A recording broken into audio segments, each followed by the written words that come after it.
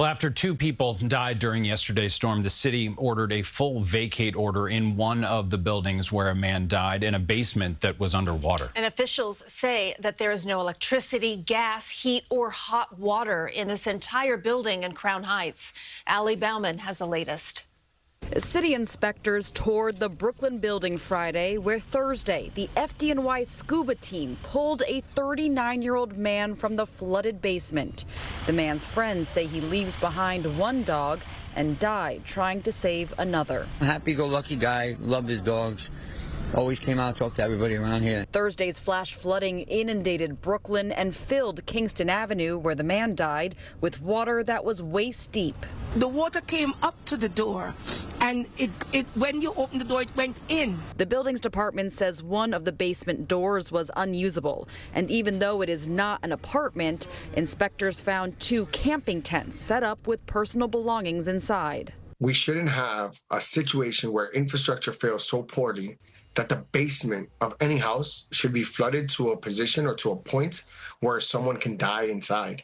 On Thursday, this neighborhood and much of the city got 1 inch of rain in just 10 minutes. That rate is 3 times the amount of downfall that the city's century-old sewage system is designed to handle. There is not a sewer system on the planet that can handle that much rainwater at once. And while the Department of Environmental Protection claims it cleared most of the city's 150,000 catch basins ahead of the storm, gutters still clogged. What we had yesterday, though, was exacerbated by the fact that it's the fall, and there are all these leaves on the ground. As New York has seen more flash flooding in recent years, Brooklyn City Councilman Justin Brannan is imploring the city to invest more money in its aging infrastructure. It's incredibly expensive, and it's really not that sexy, right? Like, politicians don't get together to cut a ribbon for a new sewer system, but we probably should, because it's pretty damn important. In the meantime, he advises constituents with chronic flooding to file complaints with 311.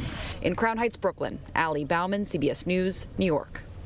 Allie, thank you. And a Washington Heights community is mourning the death of a man found dead in an apartment building there. 43-year-old Juan Carlos Montoya Hernandez was found in the flooded boiler room of the building on 175th Street near Broadway. Tenants say Hernandez lived in the basement, helped the super maintain the building.